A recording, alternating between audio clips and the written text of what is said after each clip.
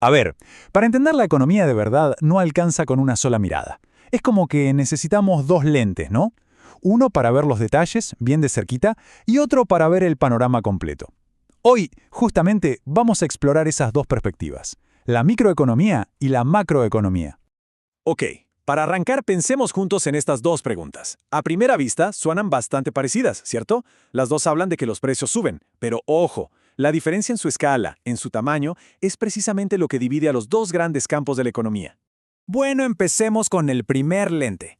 Pensemos en la microeconomía como si fuera una lupa, una de esas de detective. Con esta lupa nos vamos a acercar para ver bien de cerca los detalles más chiquitos del mundo económico.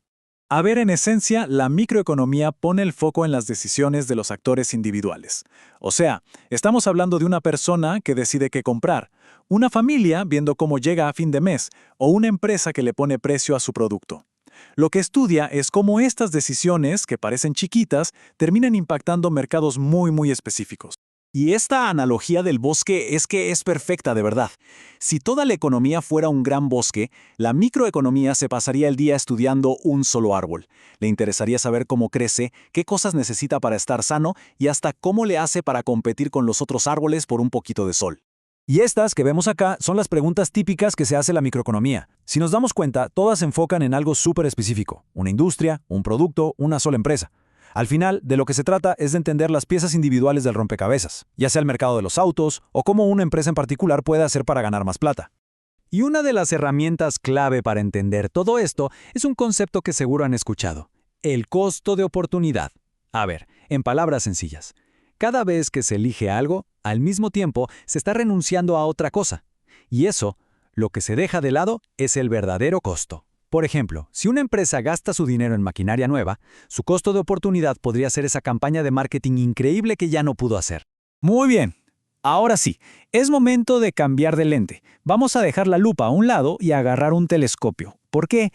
Porque es hora de alejarnos un poco para ver el panorama completo con la macroeconomía. Exacto. Si con la micro estábamos con la nariz pegada a un árbol, la macroeconomía es como subirse a la cima de una montaña para ver el bosque entero. Desde arriba podemos ver sus patrones generales, si es un bosque sano, y cómo va cambiando con las estaciones del año.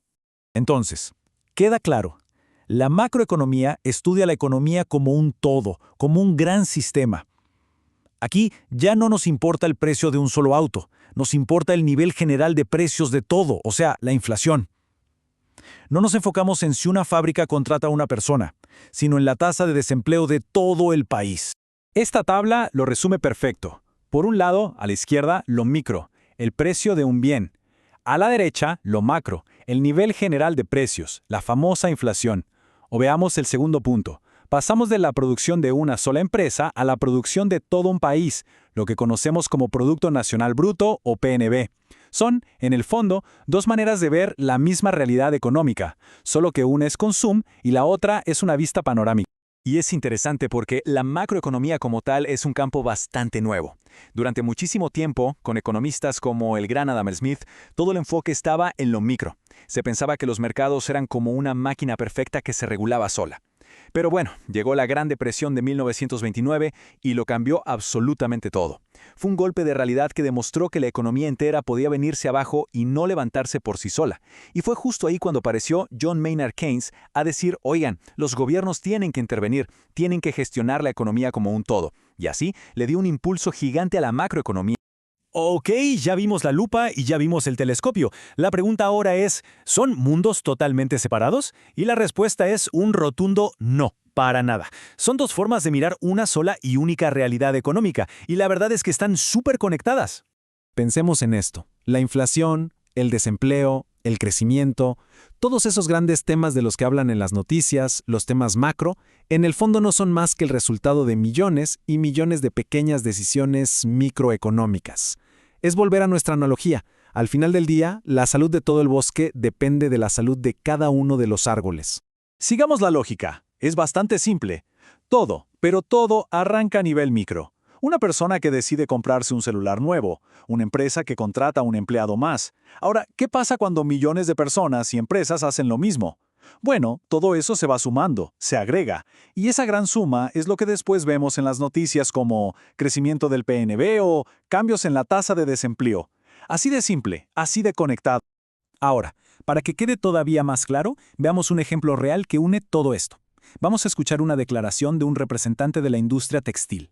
Prestemos atención a cómo mezcla lo chiquito con lo grande. ¿Se dan cuenta? Ahí está la conexión perfecta. Por un lado, cuando habla de los costos de su empresa o de la dignidad de los puestos de trabajo en su industria, eso es un tema 100% microeconómico. Pero la solución que propone, eso de prohibir las importaciones, eso es una política comercial de todo el país, o sea, macroeconomía pura y dura, con efectos en el desempleo general, en los precios y hasta en las relaciones internacionales. Lo micro y lo macro, todo en una sola frase. Y con esto vamos cerrando, pero con una pregunta que da para pensar.